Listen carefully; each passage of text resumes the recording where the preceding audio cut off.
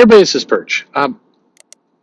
This video is probably for the creators, the writers, the artists, the people who listen to this show. And I suspect that many of them who are listening to this show probably have heard this before, probably already understand this just fine. So maybe this is an example of something you might want to share because I've talked to newer creators. When I say newer creators, like people I don't usually talk to more lately, either people entering the business or people from way back who I'm now getting in touch with. I didn't realize I've apparently, and I'm glad for it. The views on the interviews that we do here typically get in the thousands, and it's good promotion. And I guess the interviews we've done have had a substantial help to some crowd-funded books and some other things that some of these creators have done. So, it's becoming more attractive. What I didn't realize, and I don't say this to throw shade on anyone because I just think it's really cool when a creator will talk to anybody, is that a lot of interviews get like 20, 30, 40, 50 views for like top people. And it's I one of the things I'd love to do is get more attention to those. There's all these like these ideas, these projects I have. I really am at the state where I need some help. It's not I need an assistant, I need a partner to help with some of this stuff because for example, I would be thrilled to take an interview that's not on this channel and shine a spotlight on it and say, hey, Tom Brevoort was over here doing an interview. You want to know a little bit more about him? What makes him tick? Here's a an interview he did 2 months ago. 50 people watched it, maybe 100. Like for all the desperate need people have to want to learn more about the industry, more about these people, a lot of opportunities are out there. It's just they're hidden. So I mean, I want to put a spotlight on that. I have nothing to gain by that. I just think it's cool to get the information shared around. Somebody, by the way, with Gemini Jump, which is the crowdfunded book that is out right now, Larry King, the creator and artist behind that, I'm doing producer duties. Although there's one page in there that I've inked, and now that it's successfully fulfilled, I'm the one who's gonna ship it out. So I'm gonna sneak some other things in that box. I mean, whatever. I'll find some sketches. I'll do whatever. I want people to have some nice surprises, I guess is my point. Anyway. That campaign is out there, so you can certainly go and support it if you like. $10. It's cheap as to get a printed copy that includes shipping. So I mean that's a crazy deal. Go at it. Go get it. That's some good stuff. But see, I'm not used to this shilling my own thing, so I don't really know what to do with it.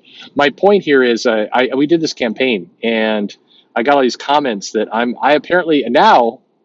I guess in some live stream, I'm being called the comic socialist because I'm putting things out too cheap. Come on, people. It's I don't know what to say anymore. Anyway, comic creators, friends, listen. One thing I think people need to understand, and this is going to be a weird one, because a lot of people who go into comics who are writers, artists, and others, a lot of them are introverts. You are people who love comics. You're not doing it to get rich. I mean, clearly, most people who are in comics are not getting rich. Many people have a second job. However, working in comics feels magical to people. There's a lot of, you think about the people who come to conventions, the fans, the customers. Comics is unique in that there's a lot of people who, may go to sleep at night and dream about being a rock star or an actor or a Hollywood celebrity, whatever. They may have these kind of dreams. But comic books is just it's lower than that to the point where it feels obtainable to a lot of people. So a lot of fans and customers who are into comics actually feel like it's not just a crazy fantasy. Like being a world-renowned world touring rock star is something that people may fantasize about, but it's unlikely to ever happen, and people know that on some level. But being in comics feels like something that actually could happen. Being the next, whatever happens to be, being the next Scott Snyder, being the next Jim Lee. That is something people they want to be. And so when they come to Twitter or to Facebook, for example, and they're trying to connect with you, it is often born out of a sense of, I want to be part of this club. I want to be in there with you. And if we go back in time about 4 or 5 years, when this bigger online backlash really started to happen, a lot of it originated from this idea of, hey, we customers, fans, we would like to be in the club. We want to be there with you. You're giving us one step closer to your lives by going on Twitter. Now we can interact with you, and it feels like this is how the dream happens. And what occurred? And again, I'm not trying to blame anyone or get anybody upset. But what occurred is when that reach out happened from the fans and the customers initially, there was a lot of very kind of snobby, not mean girls, and I don't mean from the girls, but I mean like that movie, that kind of almost bullying behavior back. Many creators did just fine. They were wonderful people, gracious. They don't open up the door to their house and let just random people come in, but they didn't mock them. But some of your peers, some of the other people in the industry did. They put themselves on a pedestal. They talked down to people. You look at, there's a fan. She starts writing for CBR, and as soon as a column is coming out, this person's not even working in comics, putting a column out, and they're starting to meet a few people, and the attitude on the forums. This person hasn't even made it into comics yet. Was nasty. It was extremely demeaning. If you disagreed with her, she would put you down in public. She would make very deprecating comments. It was everything that people hate about bullies in comics. And keep in mind, a lot of fans, a lot of customers who collect comics maybe grew up with this idea that this was a nerd hobby. This was something that you had to, no cool person, no big athlete, nobody who was popular in school read comics. And so to embrace this anyway, because it was entertaining, because something that people loved, and then start to meet people within the business who immediately started shitting on them, for lack of a better word, and treating them just like the bullies who talked down to them. It created a nasty whiplash. And a lot of what we've seen since, and of course now because everything in the Sun injects politics and ideology and other things into it, definitely that has become a factor. But so much of those early days was a small handful of people who took their comic book, fame as if they were a celebrity, as if they were bigger, more important, and above a lot of the customers.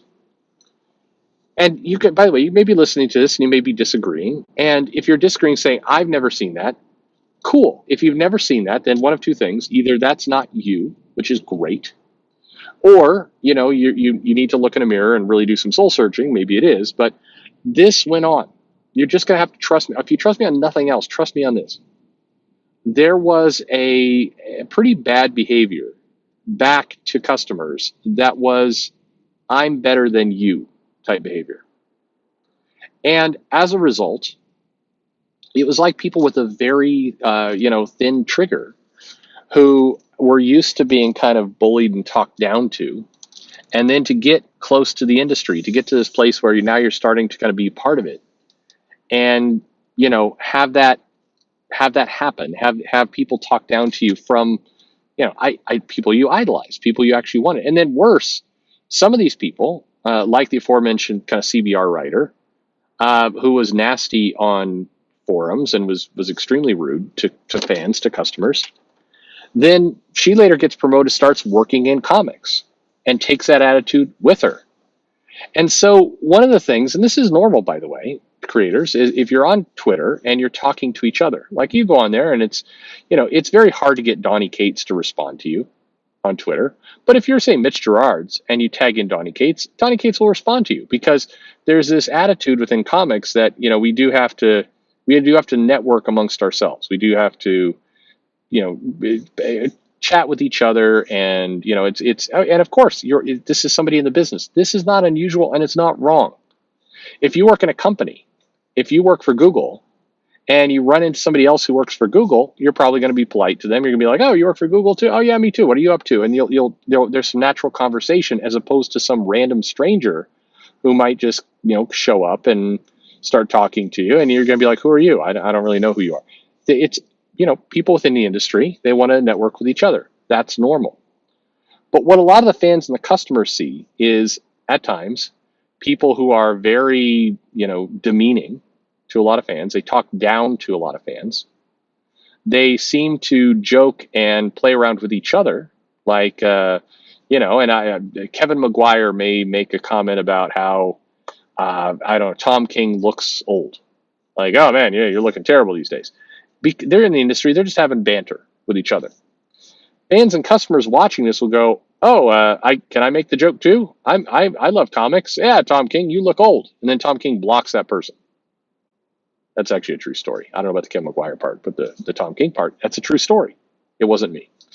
Um, so, what message does that send to the customers, to the fans, people who are not just kind of idolizing a lot of these creators, but actually see it as a life goal to be in the industry, to be one of you, and then to get rebuffed?